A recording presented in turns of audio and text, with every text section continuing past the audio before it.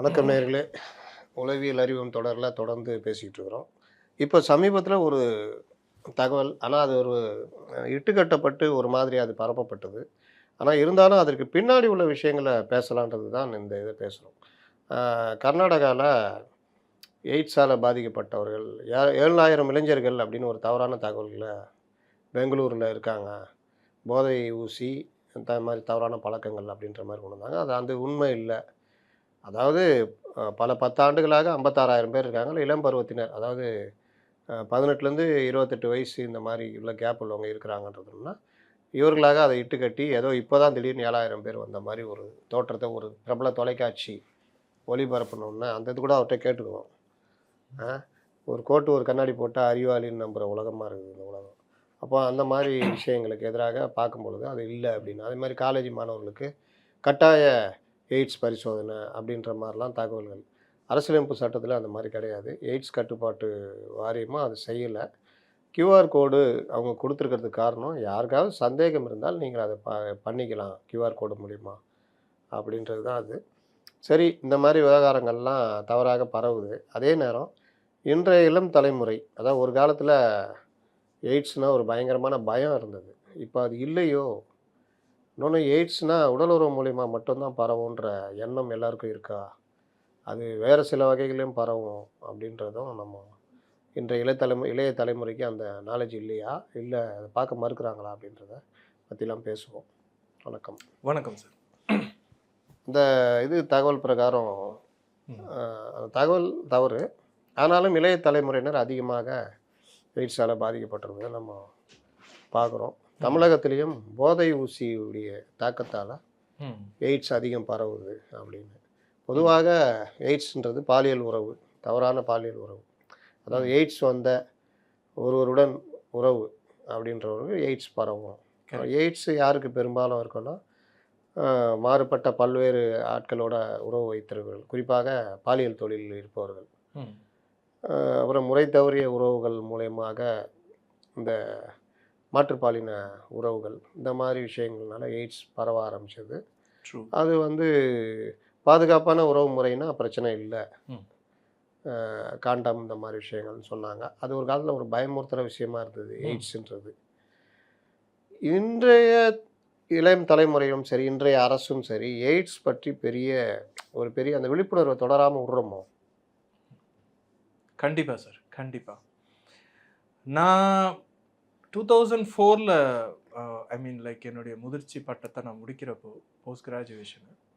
அப்போ நம்ம எல்லாருக்குமே தெரியும்னு நினைக்கிறேன், இந்த புள்ளிராஜாக்கு எய்ட்ஸ் வருமான்ற ஒரு விஷயம். சினிமால கூட காமெடியாலாம் வச்சிருந்தாங்க. ஆமா, ஆமா. அது பயங்கரமான ஒரு ஆட் வரும்போது, பயங்கர ஒரு அவர்ஷன், ஒரு பயம் எல்லாருக்குமே பார்த்தீங்கன்னா, அந்த சேஃப் செக்ஸ் ப்ராக்டிஸை நிறைய பேர் இது என்னுடைய பர்சனல் அப்சர்வேஷன் தான். இப்போ சமீப காலமாக நாக்கோன்னு சொல்லக்கூடிய நேஷனல் எய்ட்ஸ் கண்ட்ரோல் ஆர்கனைசேஷன் இந்த அவேர்னஸை குறைச்சிட்டாங்களா என்னன்னு எனக்கு தெரியல, ஒரு கம்மியாக இருக்கா என்னன்னு தெரியல. அண்ட் இந்த ஜென்சின்னு சொல்லக்கூடிய யங் ஜென்ரேஷனுக்கு இந்த அவேர்னஸ் ஆஃப் ஹெச்ஐவி எய்ட்ஸ் உடைய கண்டென்ட் ரொம்ப கம்மியாக இருக்கிற மாதிரி எனக்கு தோணுது. ஏன்னா நான் பார்த்த சில யங் ஜென்ரேஷன்லாம் பார்த்தீங்கன்னா, முன்னாடி ஒரு அப்பா அம்மா கல்யாணம் பண்ணுற மாதிரி இருக்கட்டும், அல்லது அவங்களே ஒரு பார்ட்னரை தேர்ட் பண்ணி லவ் பண்ணி கல்யாணம் பண்ணுறதா இருக்கட்டும். பட் இப்போ அவங்களுடைய ஸ்டேட்மெண்ட் எல்லாம், ஃபியூ பீப்புளுடைய ஸ்டேட்மெண்ட் எல்லாம், நான் டேட்டிங் ஆப்பில் டேட் பண்ணுறேன், எங்களுக்குள்ளே பிடிச்சிருக்கான்னு பார்ப்போம், பிடிச்சிருந்தா நானே சொல்கிறேன் நீங்கள் என்னை கல்யாணம் பண்ணி வைங்க, இல்லைனா எங்களுக்குள்ளே வேண்டாம் அப்படின்னு சொல்லி ஒரு பிரிவுக்குள்ளே போகக்கூடிய ஒரு மனநிலைமையிலையும் தள்ளப்படுறாங்க. அதே மாதிரி ஒரு சில பேர் பார்த்தீங்கன்னா, எமோஷனல் வென்டிலேஷன் சொல்லக்கூடிய உணர்வு ரீதியாக இந்த அன்னோன் பீப்புள் கிட்டலாம் செக்ஸ் வச்சுக்கிற ஒரு கலாச்சாரமும் வந்துருச்சு. இப்போ ரொம்ப அழகாக அந்த பொண்ணு பார்த்தீங்கன்னா, ஒரு பிரேக்கப், மிகப்பெரிய ஒரு மன உளைச்சல், அட் தி சேம் டைம் ஃபேமிலியில் ஒரு மிகப்பெரிய டிஸ்ட்ரெஸ். பொதுவாக இந்த மாதிரி ஒரு கோப்பப் பண்ணணும் அப்படின்னா நாம் ஏதாவது ஒரு கவுன்சிலிங் போகலாம், இல்லை லைக் ஏதாவது ஒரு யோகா மெடிடேஷன், அது பெரியவங்ககிட்ட பேசி ஏதோ ஒரு வகையில் அதை ரிலாக்ஸ் பண்ணிக்கலாம்னு வச்சுக்கோங்களேன், சரி பண்ணிக்கலாம், அல்லது சரி பண்ணக்கூடிய ஒரு ப்ராசஸில் கொண்டு போகலாம். பட் என்ன ஆகுது அப்படின்னா, ஒரு டேட்டிங் கேம்ப்குள்ளே போய் அதில் ஒரு அன்னோன் பீப்புள் கிட்ட இன்டிமேசிலாம் இருந்து அதில் ஒரு பிரச்சனைகள் வர மாதிரிலாம் கூட நம்ம பார்க்குறோம். ஸோ இப்போ உள்ள ஜென்ரேஷன் பார்த்தீங்கன்னா, ஐ அஸ்யூம் ஃபியூ பீப்புளுக்கு இந்த போதிய அவேர்னஸ் இல்லை. அண்ட் பியர் ப்ரெஷர்னு நான் சொல்லுவேன். இதெல்லாம் ஒரு காரணம் கிடையாதுடா, ஹூக்கப் கலாச்சாரம்னு நாங்கள் சொல்லுவோம். போகிறோம், ஏதாவது ஒரு பப்புக்கு போகிறோம், ஒரு வேளை சிங்க் ஆச்சு அப்படின்னா லெட்ஸ் டுகெதர், அப்படி இல்லைன்னா பரவாயில்ல. அதே மாதிரி ஒரு சில பேருக்கு வந்து பார்த்தீங்கன்னா அந்த ஒன் நைட் ஸ்டாண்டுன்னு சொல்லுவாங்க. அது சில பேருக்கு அந்த ஈர்ப்பு ஏற்பட்டுச்சு அப்படின்னு பார்த்தீங்கன்னா, அன்னைய தேதியில, அன்னைய டைம்ல அவங்களுக்கான ஒரு இன நெருக்கத்த வந்து முடித்துவிட்டு, அது அவங்கவங்க வேலைய பார்க்குற மாரி. ஸோ இந்த பியர் ப்ரெஷர்லயும் சரி, இந்த அசாட்டு தன்மையிலயும் சரி, அண்ட் ஏதோ ஒரு வகையில வந்து இப்போ நெறைய பேர் இந்த ட்ரக்ஸ் எல்லாம் இன்ட்ராவெனஸ் ட்ரக்ஸ்ன்னு சொல்லுவோம். இன்ஜெக்ஷன்ஸ் ஏத்தி, அதுல வந்து அன்சேஃபா இருக்கிற மாரியும் சரி, அண்ட் டேட்டிங் ஆப்போடைய கல்ச்சரும் இப்போ ரொம்ப நெறைய வந்ததுனாலயும் சரி, இந்த ப்ரிவென்ஷன்ல வந்து எல்லாரும் கோட்ட விட்டுட்டாங்களோ! அவர்களுக்கு வந்து இதனுடைய பாதிப்பு என்னன்னு தெரியல. அவங்களுக்கு தெரியல லைக் ஹெச்ஐவி எய்ட்ஸ்ன்ற ஒரு விஷயம் வந்து சரியா அவங்களுக்கு அவேர்னஸ்ல இல்லாததுனால, இதெல்லாம் வராதுன்ற ஒரு நம்பிக்கையில அவங்க போறாங்களான்றது தான் என்னுடைய இதுவும். ஸோ அப்படி நான் பார்க்குறேன். இப்போ நீங்கள் சொல்கிற இது வந்து ஃபியூ பீப்புள்ஸ்ன்னு தான் சொல்கிறீங்க. ஆமா, அது சமுதாயத்தில் ஒரு கொஞ்சமான ஒரு தான். ஆமா. ஒரு 10% இருக்குமா? அவ்வளோதான் சார் இருக்கும். அதை ஏன் ஜெனரேஷன். அவ்வளோ மிகைப்படுத்தி பேசணும்?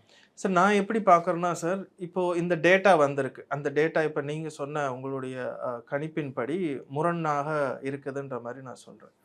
ஸோ நமக்கு இத வந்து இப்பவே நாம சரியா இத கவுண்டர் பண்ணல, அல்லது யங்ஸ்டர்ஸ்க்கு நம்ம சரியா எஜுகேட் பண்ணல, அவேர்னஸ் ப்ரோகிராம் நம்ம குடுக்கல. ஒரு காண்டம் வந்து இப்பவும் வந்து அவைலபிலிட்டி வந்து சில இடத்துல மட்டும் தான் இருக்கு. பெரும்பாலான இடத்துல இல்ல. இந்த மாரி ஒரு விஷயங்கள்லாம் நம்ம இன்னும் தவற விட்டோம்னா, இன்னும் ஒரு 5 வருஷம் அல்லது 10 வருஷத்துக்குள்ள இது அடுத்த பெரிய டிசாஸ்டரா வரும்ன்றது என்னுடைய புரிதல். அதனால இந்த இந்த எஜுகேஷன் வந்து இந்த புரிதல வந்து ஸ்கூல்ல இருந்தே நம்ம ஆரம்பிச்சோம் அப்படின்னு பார்த்தீங்கன்னா சேஃப். இந்த பெர்சன்டேஜ் இப்ப கம்மியா இருக்குன்றது எனக்கும் ரொம்ப சந்தோஷம். பார்க்குற எல்லாருக்குமே ரொம்ப சந்தோஷம்னு வச்சுப்போமே. இது நாட்கள் நகர்ந்து போயிடக்கூடாதுன்னா? ஏன்னா ஏஆர்வி மாத்திரைன்னு சொல்லக்கூடிய ஒரு மல்டிவிட்டமின் மாத்திரை இதற்கு இருந்தாலும் கூட நெறைய பேர் எடுக்குறாங்க, நெறைய பேர் எடுக்காமயும் இருக்கிறாங்க இல்லையா? ஸோ எத்தனை பேர் வந்து ஒரு கல்யாணத்துல வந்து ஹெச்ஐவி டெஸ்ட் எடுத்து பண்றாங்கன்றது இப்பவும் ஒரு கொஸ்டின் மார்க் தான். எல்லாமே ஒரு நம்பிக்கை தான். ஸோ கல்யாணம் ஆனா சரியாயிடும்ன்ற ஒரு விஷயத்துல எல்லாருமே யோசிக்கிறாங்க. கல்யாணத்தில் ஹெச்ஐவி டெஸ்ட் எடுக்கணும், ஸ்பெர்ம் டெஸ்ட் எடுக்கணும், ம். ஃபேட் டெஸ்ட் எடுக்கணும், மற்ற பிபி இந்த மாதிரி விஷயம். அது 3 மந்த்ஸ் சுகர் டெஸ்ட் எடுக்கணும். ம். இப்படிலாம் ம். போனால் கல்யாணம் என்ன ஆகுறது? இல்ல நீங்க சொன்ன அந்த சுகர் டெஸ்ட் எல்லாம் வந்து ஓகே ஃபைன் அப்படியே விட்டுறலாம்னு வச்சுக்கோங்களேன். எல்லாருக்குமே ஓரளவு வயசானா வர்றது ஏன் அல்லது இன்னைக்கு பலர் ஒபிசிட்டியில் இருக்கிறாங்க.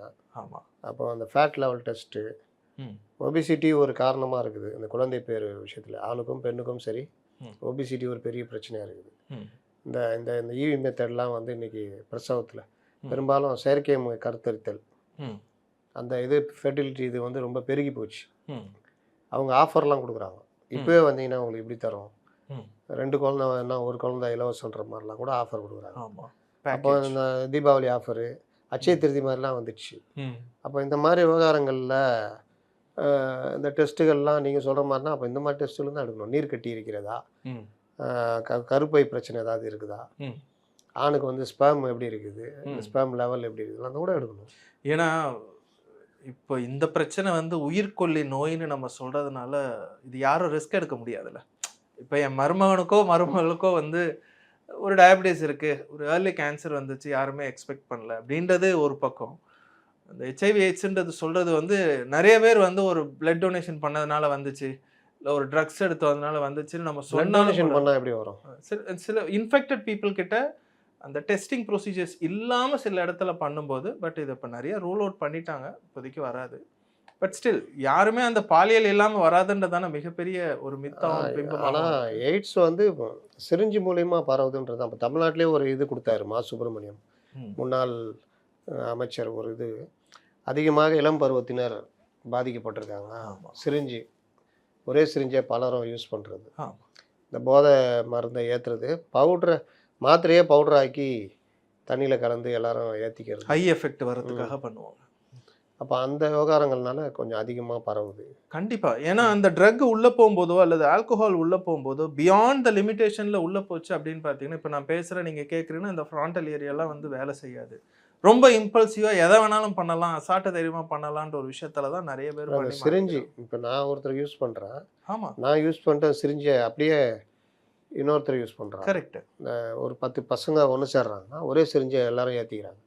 அப்போ அதில் ஒருத்தன் எய்ட்ஸ் இருந்தால் மீதி 9 பேர் எய்ட்ஸ். கண்டிப்பா. ஏன்னா எல்லாருக்கும் அசாட்டு நம்பிக்கை, நம்ம யாருக்குமே இன்ஃபெக்ட் ஆகல, ஏன்னா நம்ம எல்லாருமே ஒண்ணா இருக்கிறோம், ஒண்ணா போறோம் மாதிரி. தோழர்கள். ஆனா எந்த இடத்துல யாரு எப்போ யாருக்குமே தெரியாம ஸ்லிப்பா இருப்பாங்கன்றது நிறைய பேருக்கு தெரியாது. ஸோ அதனால அந்த இன்ஜெக்ஷன் ரிலேட்டடா கூட நிறைய பேருக்கு இந்த ஹெச்ஐவி எய்ட்ஸ் ரிலேட்டடா பரவுது.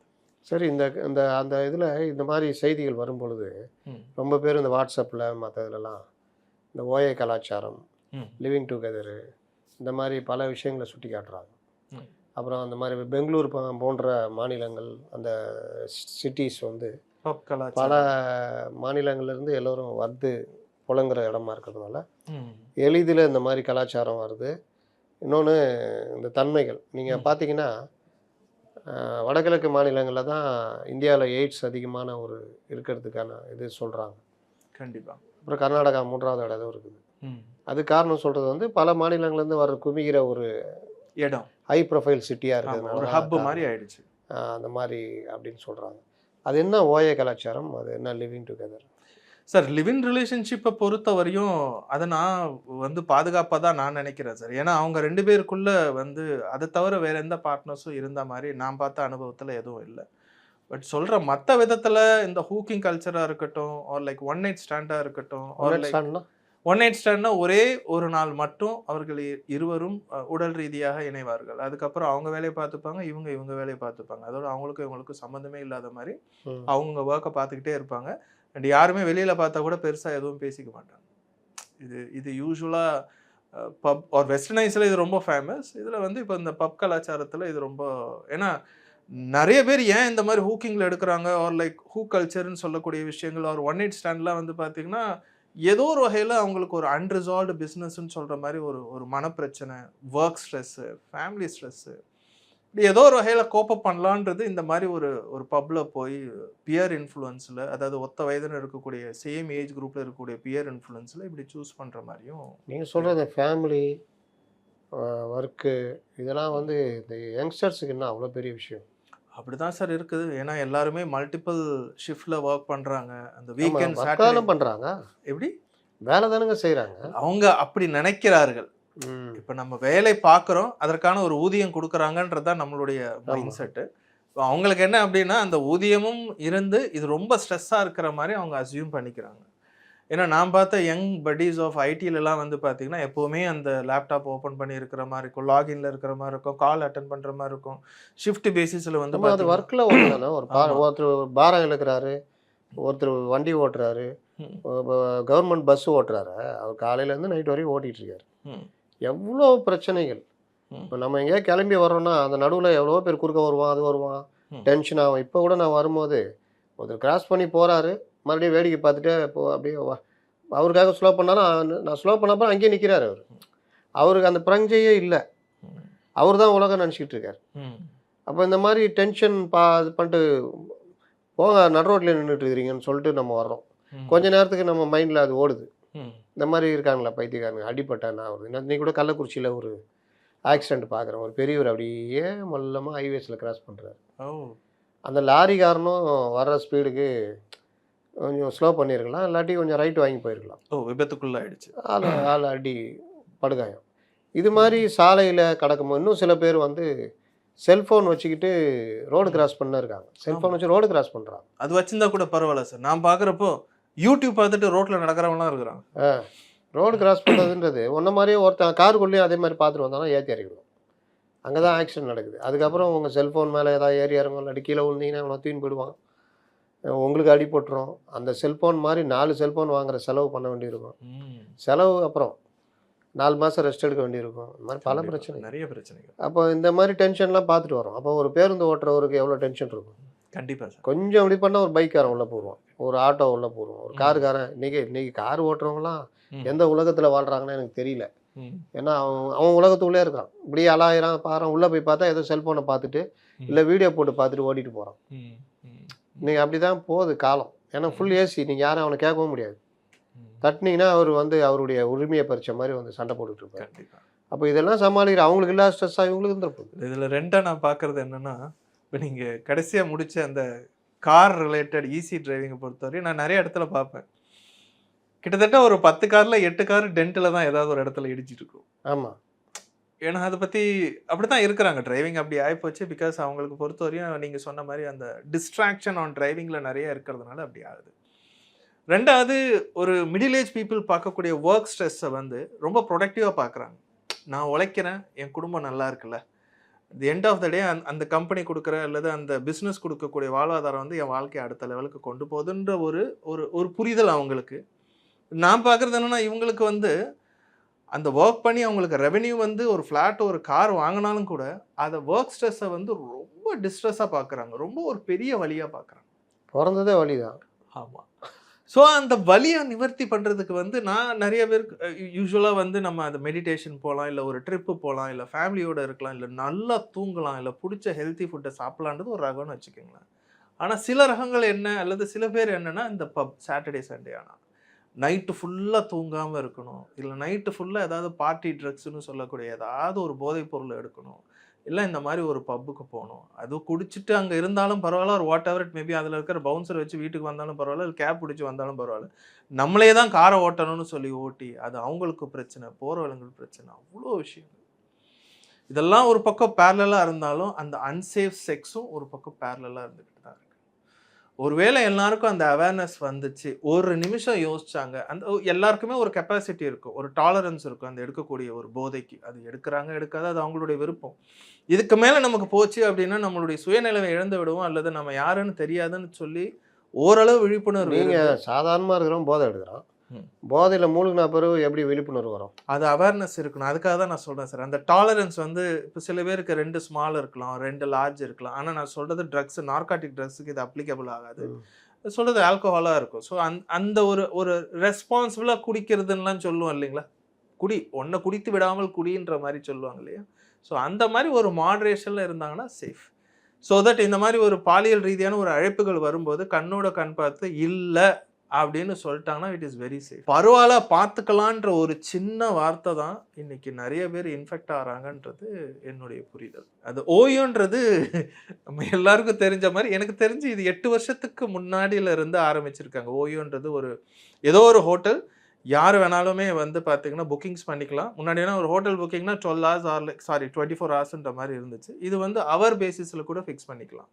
எனக்கு தெரிஞ்ச வரையில் வந்து பார்த்தீங்கன்னா அடல்ட் ஒரு 18 years ப்ளஸ் யார் வேணாலும் அதை புக் பண்ணிக்கலாம். முன்னாடிலாம் வந்து அப்படி கிடையாது, பேரண்ட்ஸ் இருந்தால் தான் பண்ண முடியுன்றதை போய் ஒரு அடல்ட் அப்படின்ற மாதிரி வர்றதுனால இதனாலையும் பரவுற மாதிரி நான் புரிஞ்சுக்கிறேன். ஏன்னா நான் பார்த்த என்னுடைய கிளைண்ட் எக்ஸ்பீரியன்ஸிலும் எங்கே வந்து உங்களுக்கு இந்த கம்ஃபர்ட் இருக்கும் அப்படின்னா அந்த ஓயோ ரிலேட்டட் ஃபெசிலிட்டிஸ் உள்ள ரூம்ஸை தான் புக் பண்ணுவாங்க. Even though ID card what ever எல்லாம் ப்ரொசீஜர். ரூம் புக் பண்ணால் எப்படிங்க ஐட்ஸ் வரும்? அந்த இடத்துல தானே சார் அன்சேஃப் செக்ஸ் எல்லாம் ரொம்ப அழகாக பண்ணுவாங்க. ஒரு நபர் ஒரு பெண்ணிடமோ இல்லை ஒரு பெண் ஒரு ஆணிடமோ இந்த ஓயோ ரூமில் கம்ஃபர்டபுளாக இருக்குது அப்படின்னு நினச்சிட்டாங்கன்னா அவரே திருமணம் செய்து கொள்வார்னா ஒரு பிரச்சனை கிடையாது. இந்த one night stand or like இந்த மாதிரி ஒரு கலாச்சாரத்தோடு ஒரு மைண்ட் செட்டோடு போகிறாங்க, அல்லது அந்த செக்ஷுவல் ஃப்ரஸ்ட்ரேஷனை அதாவது அந்த பாலியல் நிவர்த்திகளை வந்து சரி செய்யணும்னு போகிறவங்க வந்து இதே பேட்டர்னை ஃபாலோ பண்ணுவோம். அந்த ஓயோவுடைய டெஃபினிஷனே வந்து பார்த்தீங்கன்னா செக்ஸுக்கான ஒரு கூடாரம் தான். மற்றபடி ஒரு ரிசார்ட்டாக இருக்கட்டும், ஒரு ரெசிடென்சியாக இருக்கட்டும், இல்லை லைக் ஒரு ஹோட்டல்ஸாக இருக்கட்டும், இதனுடைய அர்த்தமே வேறு. ஓயோவில் நான் புக் பண்ணியிருக்கிறேன் அப்படின்னாவே அதனுடைய அர்த்தம் வேறு. பட் எல்லாருக்குமே நான் திரும்பவும் சொல்கிற மாதிரி அந்த அவேர்னஸ் இருந்து போகாமல் இருந்து ஒருவனுக்கு ஒருத்தின்ற ஒரு டைலாக் பொருந்துமான்னு எனக்கு தெரியல. பட் சேஃபான செக்ஸ் ப்ராக்டிஸ் பண்ணோம் அப்படின்னு பார்த்தீங்கன்னா நீங்களே இப்போ அந்த இதுக்கு வந்துட்டீங்களா, ஒருவனுக்கு ஒருத்தி பொருந்துமா தெரியல அப்படின்ட்டு. இல்லை நான் இது என்னுடைய எக்ஸ்பீரியன்ஸ் மேஜர் இது நான் பார்க்கறது இல்லை. ஓகே, ஒருவனுக்கு ஒருத்தி தான் பெரும்பாலும் இருக்கிறாங்க. ஒரு 30% வேணால் அதில் கூட ஒரு 20% ஏதோ ஒரு தடவை ஸ்லிப் ஆகுறது இல்லை வேறு தான் இருக்கும். ஆனால் 70% ஒருவனுக்கு ஒருத்தின்ற மாதிரி தான். ஓகே, போயிட்டு நான் அதான் சொல்கிறேன். என்னுடைய கவுன்சிலிங் எக்ஸ்பீரியன்ஸில் நாங்கள் எந்த ஒரு பேட்டர்னையும் நாங்கள் கேட்போம். ஸோ பட் எனக்கு வரக்கூடிய கிளைண்ட் பாப்புலேஷன் சில பர்சன்டேஜ் தான் வச்சுப்போமே. பட் அதுலேயுமே வந்து பார்த்திங்கன்னா மேஜர்லி ஒரு ப்ரீ மேரிட்டல் செக்ஸோ இல்லை post marital sex with other பீப்புள்ன்றது ஏதோ ஒரு வகையில் வந்துட்டு போகுது தான். நம்ம ஆல்ரெடி இதுக்கு முன்னாடி உள்ள செக்மெண்ட்லாம் பேசுன மாதிரி மைக்ரோ சீட்டிங்னு சொல்லுவோம். நான் வந்து அவரோட அஃபேர்லாம் வச்சுக்கல, வெளியெல்லாம் போகல, ஜஸ்ட் லைக் தட் நாங்கள் ஃபோனில் பேசிப்போம், நாங்கள் ஜஸ்ட் சேட் பண்ணிப்போம், ஃபோட்டோவை ஷேர் பண்ணிப்போம். ஏன்னா அவர் எனக்கு அவைலபிளாக இருக்கிறாரு. நான் எப்போ என்னுடைய சோக விஷயங்கள் என்னை சார்ந்தது எதுவாக இருந்தாலும் அவர் கேட்கக்கூடிய ஒரு சூழ்நிலையில் இருக்கிறாரு. அதனால நாங்கள் அந்த மாதிரி இருக்கிறோம் அப்படின்ற ஒரு விஷயத்தில் போய் சில பேரெல்லாம் 4 வருஷம் 5 வருஷம் கழித்து உடல் ரீதியாக இணைந்தவங்கலாம் இருக்கிறாங்க. ஏன்னா அது வரையும் அந்த எமோஷ்னல் இன்டிமெசிலேயே இருப்பாங்க, அதாவது உணர்வு ரீதியான இறுக்கத்திலேயே இருப்பாங்க. யாருமே அப்போ இந்த மாதிரி இருக்கிறவங்க நேர்மையாகவே இருக்க முடியாதா? ஐயோ, இது வந்து ரொம்ப டிப்ளமேட்டிக் கொஸ்டின். இருப்பாங்க, நீங்கள் சொன்ன பாப்புலேஷன்லேயே இருப்பாங்க, ரொம்ப ஜென்யூனாக ஒன் ஆன் ஒன் பேசிஸில் இருக்கிறவங்களும் இருக்கிறாங்க, இந்த மாதிரி ஃப்ளிப் ஆகிறவங்களும் இருக்கிறவங்களும் இருக்கிறாங்க. ஏன்னா இதை நான் இன்னும் எப்படி யோசிக்கிறேன் அப்படின்னா, இன்னைக்கு எல்லா இன்டர்நெட்லேயும் லைக் ஃபோன்லேயும் வந்து பார்த்தீங்கன்னா ஏதோ ஒரு வகையில் அவங்களுடைய எக்ஸாக்டிக் ஃபீலை வந்து கொண்டு வரதுக்கு இன்ஸ்டா ரீலாக இருக்கட்டும், தூண்டல்கள் ரொம்ப அதிகமாக இருக்குது. ரொம்ப அழகாக அந்த இளைஞர் சொன்னார், நான் வந்து சுய இன்பம் செய்யக்கூடாதுன்னு இருக்கிறேன் இளையராஜா, ஆனால் ஏதோ ஒரு வகையில் ரீல்ஸ் ரிலேட்டடாக நான் பார்க்குறேன், அது என்னை வந்து பானுக்கு கொண்டு போகுது. இப்போ பான் கண்டென்ட்டை ரெகுலராக பார்த்தாங்க அப்படின்னு பார்த்தீங்கன்னா ப்ராஸ்டியூஷன் அல்லது பெய்டு ஒர்க்கர்ஸ் கிட்டேயோ இல்லை லைக் வேறு ஏதாவது இந்த ஒன் நைட் ஸ்டாண்டு போகிறதுக்கான ஒரு இனிஷியேஷன் எடுக்கிறதுக்கான வாய்ப்புகளும் உண்டு. ஸோ ஏன்னா அந்த எண்ணம் மாறும், ஏன்னா அப்படியே கொஞ்சம் கொஞ்சமாக, ஏன்னா அந்த ஆசைகள் பார்த்துக்கிட்டே இருக்கிறாங்க இல்லையா, ஏன்னா நமக்கு தெரியாது அவ்வளோதான், ஆனால் அது யோசிச்சுக்கிட்டே இருக்கிற பட்சத்தில் அவங்களோட தாட் ப்ராசஸ் டுவர்ட்ஸ் செக்ஸ் வந்து பார்த்திங்கன்னா மாறும். உங்ககிட்ட எய்ட்ஸ் பாதித்த யாராவது கிளைண்ட் வந்திருக்காங்களா? இல்லை சார், என்கிட்ட டைரெக்டாக என்னுடைய கவிதாலயா கவுன்சிலிங் சென்டரில் டைரெக்டாக வந்ததில்லை. பட் நான் இதுக்கு முன்னாடி ஒர்க் பண்ண ஒரு XRY ஹாஸ்பிட்டலில் வந்து ரொம்ப அழகாக அவர்கிட்ட நான் எப்போ அவங்க அட்மிஷன் ஆவாங்க, ஸோ அந்த வார்டில் போய் நான் கவுன்சிலிங் கொடுக்குறப்போ அவருக்கு வந்து எவ்ரி நைட்டு வேர்க்கும், அதுவும் எஸ்பெஷலாக முதுகில். அப்போது எப்படி வந்து வேர்க்கும், பிகாஸ் அது வந்து ஃபுல்லி ஏர் கண்டிஷனர் ஒரு ஒரு ரூமும் கூட, எப்படி வேர்க்குன்ற ஒரு விஷயங்கள்லாம் பார்க்கும்போது அவர்கிட்ட பேசும்போது மல்டிபிள் செக்ஸ் ஒரு பழக்கம் அவருக்கு இருக்குது, பல பெண்களிடம் உறவு வைத்துக் கொள்வது. இன்னொரு இடத்துல வந்து பார்த்தீங்க அப்படின்னு பார்த்தீங்கன்னா அவர் வந்து பல ஆணிடம் உறவு வைத்துக் கொள்கிற ஒரு பேட்டர்ன் இது. ஆமாம், ஆண் ஆணிடம், ரைட். இந்த இடத்துல வந்து பார்த்தீங்கன்னா பல பெண்ணிடம். பட் இதில் ரெண்டுத்துலேயுமே வந்து பார்த்தீங்கன்னா HIV டெஸ்ட் எடுக்கலை. அப்போ எனக்கு ஒரு டவுட்டில் வந்து என்னுடைய சீஃப் டாக்டர்கிட்ட சொல்லும்பொழுது இந்த மாதிரி ES ஹிஸ்ட்ரி, ரெண்டு இடத்துலையுமே ஜெண்டர் தான் வேறு, பட் மல்டிபிள் செக்ஸ் எக்ஸ்பீரியன்ஸ் இருக்குது, லைக் ஒருவேளை HIV எடுத்தால் ஹெல்ப்ஃபுல்லாக இருக்குமா? அப்போ எடுத்து பார்த்தோம் அப்படின்னு பார்த்தீங்கன்னா it is a shocking. So ரெண்டு பேருமே HIV இன்ஃபெக்டட் பீப்புள். யார் ரெண்டு பேருமே இந்த கை மல்டிபிள் ஆணிடம் செக்ஸ் வைத்து கொண்டிருக்கும் சரி, அந்த இன்னொரு ஆண் மல்டிபிள் பெண்களிடம் செக்ஸ் வைத்து, ரெண்டு பேருக்குமே எய்ட்ஸ்ன்றது அவரும் ரொம்ப பேருக்கு பரவி விட்டுருப்பாரு. அதெல்லாம் மிகப்பெரிய ஒரு கேள்வி. அந்த ஹிஸ்ட்ரி அடுத்தது நீங்கள் சிங்கப்பூர், மலேசியா, சிங்கப்பூர் தான் நினைக்கிறேன். ஓகே.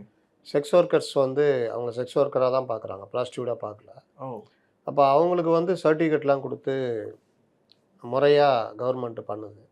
அதில் யாருக்காவது இந்த மாதிரி பெண் அந்த பாலியல் நோய்கள், முன்னெல்லாம் இந்த VD இந்த மாதிரி எல்லாம் கூட இருக்கும், இப்போலாம் அதெல்லாம் கொஞ்சம் இல்லை போல, இருக்குதா இல்லையா தெரியல. எனக்கு எப்படின்னா சார், அது STIன்னு நான் சொல்லுவோம் சார், செக்ஷுவல் டிரான்ஸ்மிட்டட் இன்ஃபெக்ஷன். அது நிறைய கவனிக்காமல் விட்டாங்கன்னா அது அப்படியே கன்வெர்ட் இன்டு செக்ஷுவல் டிசீஸாக போயிடும், அதையும் கன்வெர்ட் பண்ணால் HIV மாறிடும்.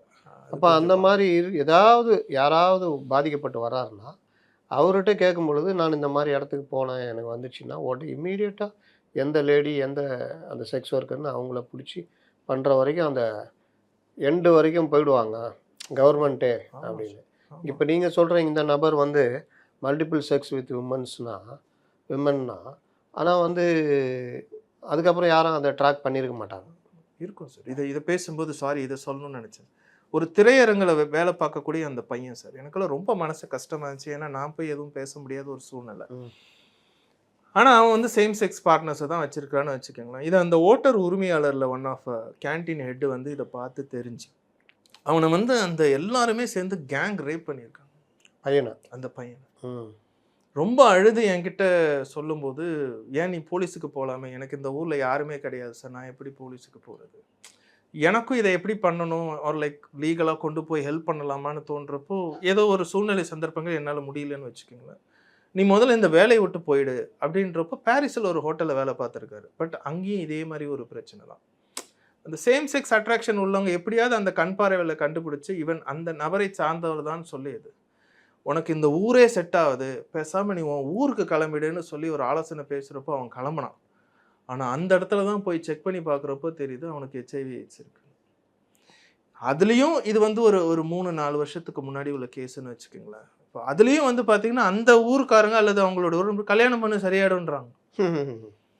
அப்போ அந்த அவேர்னஸ் எவ்வளோ தூரம் அந்த கிராமங்கள், உட்புற கிராமங்களில் இருக்குன்னு பாருங்கள். நீ கல்யாணமே பண்ணக்கூடாது, முதல்ல போலீஸ் கேஸில் நம்ம போகணுன்னு சொல்ல, நீ வேணான்னு சொன்னால் நீ இது பண்ணனா நானே இங்கேருந்தே உனக்கு போலீஸ் கம்ப்ளைண்ட் பண்ணுவேன்.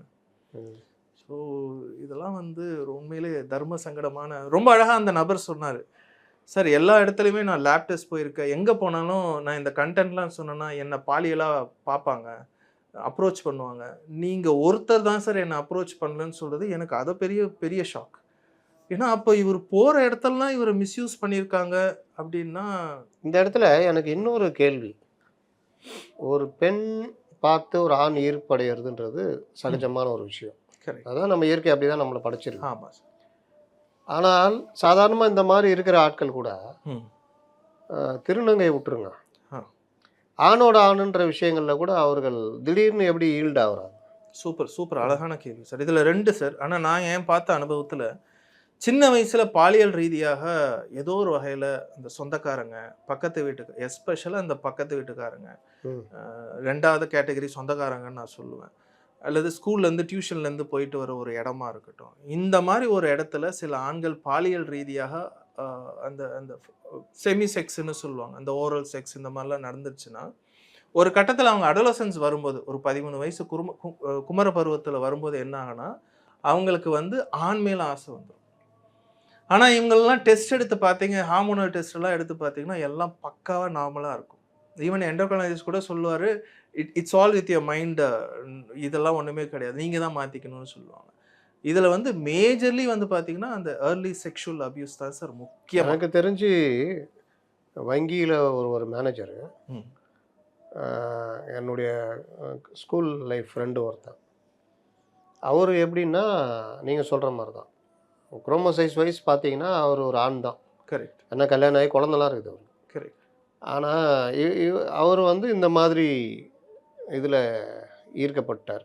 ம். யாராவது ஆண்கள் இருந்தால் அவர்கள் மூலிமா செக்ஸ் வச்சுக்கிறதுன்னு. இந்த மாதிரி ரொம்ப பேர் நான் பார்த்துருக்கேன். சின்ன பசங்களை குறி வச்சு கரெக்ட். கூப்பிட்டு போகிறது. தியேட்டர்களில் அதிகமாக இருப்பாங்க. ம். தியேட்டர்லேயே சில பேர் போட்டு அடிப்பான் திடீர்னு ஒருத்தனை. என்னன்னு கேட்டால் அந்த மாதிரி கை வச்சுட்டாங்க அப்படி இப்படின்னு. ம். பஸ்ஸில், பேருந்துகளில், இந்த ஆமா. பொது இடங்களில், ஈவன் அந்த பொது கழிப்பறைகளில் கூட இந்த ஆட்கள் இருந்துகிட்டு இருப்பாங்க. கண்டிப்பாக சார். அப்போது அதான் நான் நினச்சேன் இவங்க திருநங்கையா, இல்லை குரோமோசோம்ஸ் ரீதியாக இவர்கள்மா, இல்லைன்னா இல்லை, அவங்க சாதாரணமாக இருக்கிறாங்க, குழந்தை கல்யாண வாழ்க்கை இருக்குது, மனைவி இருக்காங்க, குழந்தை இருக்குது. இதை சில பேர் வந்து இவர்கிட்டையும் உறவு வச்சுக்கிட்டு இதை பயன்படுத்தி பிளாக்மெயில் பண்ணி அவர்கள் மனைவிகிட்டையும் போகிற இதெல்லாம் வந்து பைசெக்ஷுவல்னு சொல்லுவாங்க, அப்படியே இருப்பாங்க. இல்லை பணம் பறிக்கிறது. ஓ. அவன் நல்லா வருமானம் உள்ளவனாக இருப்பான், அதை வச்சுட்டு அதுக்கப்புறம் துட்டு பறிக்கிறது இந்த மாதிரிலாம். ஓ. அப்போ என்னன்னு விசாரிக்கும் பொழுது அந்த குரோமோசோம்ஸுடைய அந்த பர்சன்டேஜ் சொன்னாங்க. ம். ரொம்ப எக்ஸு ரொம்ப அதிகமாக இருக்குது, ஆமாம், பயாலஜி. ஒய் வந்து ஒரு 40% 30% போயிடுச்சு. ஆனால் பிறப்பால் ஆணுன்னா அது வந்து அவன் திருநங்கையாகவே மாறுறதுக்கான ஒர்க் இருக்குது. கரெக்ட். இது 50-60 இந்த மாதிரி ஏதாவது இருக்கும். ம். அவன் பிறப்பா எல்லாமே ஆணாக தான் இருப்பான், எல்லாமே இதுவாக தான் நார்மல் தான். ஆமாம். ஆனால் இந்த எண்ணம் இருந்துக்கிட்டே இருக்கும். ஆமாம் சார். என்னன்னா அந்த கிளைண்ட்டோடைய கன்சர்னோட கேட்டு தான் நான் இதை சொல்கிறேன். அவர்லாம் வந்து சேம் செக்ஸ் அட்ராக்ஷன் உள்ளவர், ஏர்லி அபியூஸ் எல்லாம் இருந்து. பட் ஆனால் கல்யாணம் பண்ணி வச்சுட்டாங்க, சரியாயிடும். இருக்காது. கல்யாணம் ஆன பிறகு என்ன ஆகி போச்சுன்னா, அந்த பெண்ணிடம் அவரால் உறவு கொள்ள முடியல. பிகாஸ் எரோசலே வரல. அந்த பெண் முகம் வந்து அவருக்கு எரோசலாவே தெரியல. அந்த பெண் ஓகே, எல்லாருமே இப்போ உள்ள ஜென்ரேஷன் பரவாயில்ல, 2 வருஷம் கொஞ்சம் கேப் விடலாம், 2 பேரும் புரிஞ்சிக்கலாம். நிறைய இடத்துல சொல்லுவோம், புரிஞ்சுக்கிட்டு தான் 3 வருஷம் கழிச்சு குழந்தை பெற்றுக்கணும்னா புரிஞ்சிட்ட பிறகு அதுக்கப்புறம் கல்யாணம் பண்ணிக்கலாமே நான் சொல்லுவேன். அதுக்கப்புறம் தான் அந்த பெண் அந்த ஃபோன் சேட் எல்லாம் பார்க்கும்போது தான் தெரிஞ்சிருக்கு, லைக் ஹி வாஸ் இன்டு மனதளவில் ரொம்ப நொடிஞ்சு போய் அது பெரிய பிரச்சனையாக்காம அவங்களும் அந்த ரிலேஷன்ஷிப் விட்டு போயிட்டாங்க. இதில் என்னன்னா அவங்க அப்பா அம்மாக்கெல்லாம் இதை கேட்கும் போது தான் மிகப்பெரிய ஒரு மன அழுத்தமாக இருக்குது. நான் இதை எப்படி சார் இந்த டிவர்ஸுன்றதை நான் இந்த அர்த்தத்துக்காக பண்ணாங்கன்னு என்னால் எப்படி சார் வெளியே சொல்ல முடியும்? இம்பார்ட்டன்ற மாதிரி தான் கொண்டு போவாங்க. அப்படிதான் அவங்களுக்கு அந்த தாயோடைய மனசு வந்து அந்த ஒரிஜினல் உண்மையை வந்து எப்படி சொல்லணுன்றது வந்து மிகப்பெரிய ஏற்றுக்கொள்ளும் மனப்பான்மை என்பது வேறு. ஏன்னா சில டிரான்ஸ்ஜெண்டர்ஸ் இந்த ஏர்லி ஆன்செட்டில் 12th ஸ்டாண்டர்டில் எனக்கு சிலது பார்த்தா தெரியும், அதெல்லாம் வந்து மாற்ற முடியுமான்னு கேட்பாங்க. டிரான்ஸ்ஜெண்டர் வேற, அவங்கள நீங்க நினைச்சா கூட பண்ண முடியாது, ஏன்னா இயற்கையாக ஏற்றுக்கிட்டு தான் ஆகணுன்ற மாதிரி. ஸோ இதெல்லாம் வந்து அவங்க கொஞ்சம் லாங் டேர்மாக இந்த கண்டிப்பாக அந்த சேம் செக்ஸ் ரிலேட்டட்லாம் அவாய்ட் பண்ணி கொஞ்சம் பெண்ணை பார்க்க ஆரம்பித்து அப்படிலாம் கொஞ்சம் கொஞ்சமாக இருந்தால் மாறலாம். அண்ட் மெடிக்கல் ட்ரீட்மெண்ட் ரீதியாக மாற்ற முடியுமா? ரொம்ப ரொம்ப கஷ்டம் சார், ரொம்ப கஷ்டம் எனக்கு தெரிஞ்சு. அதை சிபிடின்னு சொல்லுவோம், காக்னிட்டிவ் பிஹேவியர் தெரப்பி மூலிமா தான் நம்ம மாற்றி ஆகணும். உதாரணத்துக்கு இதனால் வரை ஆண் மட்டுமே காம ரீதியாக ஈர்க்கப்பட்டவருக்கு பெண்முகத்தை கொண்டு வரணும். ஸோ பெண்களை பார்க்குற மாதிரி இருக்கும், பெண்களோடு பேசுகிற மாதிரியே வரணும், பெண்களை பார்த்து எரோசல் ஆகிற மாதிரி அவர் நினைக்கணும். இந்த மாதிரி நிறையா சிந்தனை சார்ந்த ஹோம்ஒர்க் எல்லாம் பண்ணும்போது கொஞ்சம் கொஞ்சமாக மாறலாம். ஏன்னா இவங்களுக்கு என்ன பிரச்சனைனா, ஒரு ஆணிடம் சேரும்போது எரெக்ஷன் வரும், பெண்ணிடம் சேரும்போது எரெக்ஷன் வராது. ஸோ அதில் தான் நிறைய பேர் சஃபர் ஆகிறாங்க. சில பேர் வந்து இதை புரிஞ்சுக்கிட்டு கல்யாணம் பண்ணாமல் இருக்கிறவங்களும் ஒரு ஒப்பீனியனுக்காக வருவாங்க. சில பேர் இல்லை, நான் இதை ஒரு வருஷம் நான் ப்ராசஸ் பண்ணுறேன், ஏன்னா அதுக்கப்புறம் நான் கல்யாணம் பண்ணுறேன், ஏன்னா இதில் இந்த கல்யாணத்தில் என் குடும்ப சந்தோஷம் இருக்குது, அவங்க குடும்ப சந்தோஷம் இருக்குது அப்படின்ற ஒரு விழிப்புணர்வோடு வராங்க. ஆனால் இவங்களுக்கு திருமணம் பண்ணால் இயல்பாக குழந்தை பெற்றுக்க முடியும். அப்படி பண்ணுறவங்களும் இருக்கிறாங்க சார், அப்படி பண்ணுறவங்களும் இருக்கிறாங்க குழந்தை பெற்று. ஆனால் அந்த ஃப்ரீக்வன்சி ஆஃப் செக்ஸ் வந்து பார்த்தீங்கன்னா கம்மியாகிடும். நான் பார்த்தா இன்னொரு இடத்துல வந்து பார்த்தீங்கன்னா அவர் அப்படித்தான், ஒய்ஃப் கண்டுபிடிச்சிட்டாங்க ஃபேஸ்புக்கில் எல்லாமே நீ என்னென்ன பண்ணுறேன்னு. அவர் ஒரே ஒரு சத்திய பிரமாணம் எடுத்தார், இதுக்கப்புறம் எந்த ஆணிடம். டிண்டரில் இன்னொரு ஆப் ஒன்று இருக்குது ஆண்களுக்காக, அது டக்குன்னு ஞாபகம். ஆமாம், கேக்குன்னே அது இன்னொரு ஆப் இருக்குது, டிண்டர் வாட்டவர் இன்னொன்று சொல்லுவாங்க. அது எல்லாத்தையுமே அவர் ஸ்டாப் பண்ணிட்டார். ஒய்ஃபோடு மட்டுமே இருந்தார். இப்போ அவருக்கு ஒரு குழந்தை. அப்படியே அவர் அரெஸ்ட் பண்ணார், வேண்டாம் இதுக்கப்புறம் இது சேஃப் கிடையாது. ஏன்னா நிறைய இடத்துல வந்து அடிக்கிறது, ரொம்ப வன்புணர்வு காமிக்கிறது. ஒரு இடத்துலலாம் வந்து பார்த்தீங்கன்னா அவர் மிரட்டி அவரோட கிரெடிட் கார்டை வாங்கி நகையெல்லாம் வாங்கின. அதான் சொல்கிறேன், நிறைய இவர் இந்த மாதிரி மாறிட்டார் மனநிலையில். ஆனால் அவங்க வந்து அது கிடையாது. அவங்க வந்து இந்த மாதிரி ஆட்களை பயன்படுத்திக்கிட்டே பணம் பறிக்கிறது. நான் தான் சொல்கிறேன், இதோடைய எண்டு அவருடைய மனைவியே எனக்கு நீ உறவுக்கு இது பண்ணி கொடு, இல்லை உன் மனைவிட்டேருந்து எல்லாத்தையும் சொல்லுவேன் லெவலுக்கு கொண்டு போய் பண்ணுறதெல்லாம் இருக்குது. ஆமாம் ஆமாம், ரொம்ப கஷ்டம். இது இப்போ இல்லை, இது பல ஆண்டுகளாக, ஏதோ இப்போ இருக்கிற ஜென்ரேஷன்லாம் கிடையாது, பல இதுவாக தசாப்தங்களாக இது தொடர்றதை நம்ம பார்க்குறோம். அதாவது இயல்பான வாழ்க்கை வாழ்ந்துக்கிட்டு இருப்பாங்க, மனைவியோட எல்லாம் இருப்பாங்க. ஆனால் இந்த மாதிரி ஆண்களோட உறவு கொள்வது ஃபேண்டசின்னு நான் சொல்லுவேன் சார். ஏன்னா இப்போ நான் அகைன் திரும்ப அது எல்லாரும் அதுக்குள்ளே வந்துடும், எல்லாமே வரும். சில பேருக்கு இந்த மாதிரி ஒரு ஃபேண்டசி வரும். ஆர் லைக் இந்த கிரிமினல் ஆக்டிவிட்டி வந்து ரொம்ப பாலிஷாக இந்த மாதிரி செய்கிறவங்களும் இருக்கிறாங்க. ஏன்னா நீங்கள் எப்படி எப்படியோ யோசிக்கிறாங்க சார், இப்போ பணம் சம்பாதிக்கிறதுக்கு அப்படின்ற ஒரு விஷயத்தில். ஸோ இந்த ஆசைகள் வந்து இந்த மாதிரி ஒரு சேம் செக்ஸ், ஏன்னா பைசெக்ஷுவல் பற்றி நம்ம பேசுன மாதிரி இந்த ஆணிடம் உறவு வைத்துக்கொண்டு அட் தி சேம் டைம் பெண்ணிடம் பார்க்கும்போது இந்த மாதிரி ஒரு பிளாக்மெயிலிங் ஸ்டஃப்குள்ளே உள்ளே வரலாம். பட் அதனுடைய நோக்கம், மோட்டிவ், நான் ஏன் போகிறேன் அப்படின்றதுக்கு பண தேவையாகவும் இருக்கும், இல்லை இந்த செக்ஷுவல் ஃபேண்டசின்னு சொல்லுவாங்க, அதில் இருக்கிறவங்களும் இருக்கிறதுக்கு வாய்ப்பு இருக்குது. இப்போ நம்ம பேசின பல விஷயங்கள் கடைசியில் கொண்டு போய் முடிகிற இடம் ஹெச்ஐவி. கரெக்ட். அதனால் முறையான வாழ்க்கைன்றது மனுஷனுக்கு எல்லா மதங்களும் எல்லா ஒழுக்க நெறிகளும் சமூகமும் சொல்லுது. கரெக்ட். ஆனாலும் அதை தாண்டுறது தான் பல இடங்களில் நடக்குது. கரெக்ட். அது லாஸ்ட்டில் அவரை பாதிக்கிறது மட்டும் இல்லை, அவர் மனைவிக்கும் குடும்பத்தையே மாதிரி ஆகுது, அந்த மாதிரிலாம் வருது. ஒருவேளை அவங்களுக்கு அப்போ அதுக்கு பிறகு குழந்தை உண்டானாங்கன்னா அந்த குழந்தைக்கும் எய்ட்ஸ் வந்து வாழ்நாள் முழுவதும் அவப்பெயரோடு வாழ்கிறாங்க, ரொம்ப அவப்பெயர். இப்போ இதை முடிவாக நீங்கள் இந்த விவகாரத்தில் என்ன சொல்ல வர்றீங்க சார்? என்ன இதை ஒரு ஜிஸ்டாக கேட்டிங்க அப்படின்னு பார்த்தீங்கன்னா, பி அவேர் ஆஃப்னு நான் சொல்லுவோம் சார். நீங்கள் ஒரு வேலையை இந்த மாதிரி ஒரு வேலையில் ஈடுபட போகிறீங்க, ஒரு செக்ஷுவல் இன்டிமசி அன்ப்ரொடக்டிவாக போகிறீங்க அப்படின்னா முதல்ல யோசிங்க. அதுக்கு நம்ம பண்ண வேண்டியது ட்ரக் இல்லாமல் இருக்கணும், சுய ஒழுக்கத்துடன் இருக்கணுன்ற மாதிரி பார்த்துக்கணும். இதை மீறி நம்ம ஸ்லிப்பாகி வந்துட்டோம் அப்படின்னா நல்லா தெரிஞ்சுக்கலாம். இட் இஸ் ஆல்வேஸ் நமக்கு ஒரு அவேர்னஸ் இருந்துச்சுன்னா அதை ப்ரிவென்ட் பண்ணிக்கலாம், அதை டெஸ்ட்டும் பண்ணிக்கலாம், ட்ரீட்டும் பண்ணிக்கலாம். கவர்மெண்ட் வந்து இதுக்கு நல்ல விதமான சப்போர்ட் எல்லாம் கொடுக்குறாங்க, நம்ம போய் ஹெல்ப் தான் வாங்கணும். ஸோ இது வந்து பயப்பட வேண்டாம். உங்கள் தகவல் கூட பாதுகாப்பாக வைக்கப்படும், வெளியில் எல்லாம் யாருக்கும் சொல்லலாம். கண்டிப்பாக எல்லா இடத்துலையுமே அவ்வளோ ஸ்ட்ராங் கான்ஃபிடென்ஷியல் பாலிசி எல்லாம் வச்சுருக்குறாங்க. ஸோ கவலையே பட வேண்டாம், பயப்பட வேண்டாம். ஏன்னா முன்பு இருந்த இறப்பை விட இப்போது இறப்பெல்லாம் வந்து பார்த்தீங்கன்னா ஸ்பெசிஃபிக் டு ஹெச்ஐவிலாம் குறைஞ்சிருச்சு. அட் தி சேம் டைம் குறைஞ்சிருச்சுன்றதுக்காக இதில் வந்து நம்ம அன்னவராகவும் எதுலையும் பண்ணக்கூடாது. ஏன்னா யாருமே இந்த நோய் வந்து பெருமையாக சொல்லக்கூடிய ஒரு நோயும் கிடையாது. ஸோ இதில் பல குடும்பத்தோட சந்தோஷம்லாம் இருக்குது. அதனால நம்மளுடைய சன்னதி வரையும் பாதிக்கப்படும். உன்னுடைய அப்பா அல்லது அம்மா வந்து எப்படி இறந்தாங்க, இந்த ஒரு நோயினால் இறந்தாங்க அப்படின்னா அது ரொம்ப ரொம்ப பொண்ணு எடுத்து பொண்ணு கொடுக்கறது கூட ரொம்ப ரொம்ப கஷ்டம், ரொம்ப கஷ்டம். அதனால பி அவேர் ஆஃப், ரொம்ப கான்ஷியஸாக இருங்க. இந்த மாதிரி ஒரு ஆக்டிவிட்டி இன்வால்வ் பண்ணுறதுக்கு முன்னாடி முடிஞ்ச வரை நோன்னு சொல்ல ட்ரை பண்ணி பாருங்கள், இல்லை சேஃப் செக்ஸை ப்ராக்டிஸ் பண்ணுங்கள். வணக்கம். வேற ஒரு இதில் அடுத்த தடவை சந்திப்போம். Thank you so much.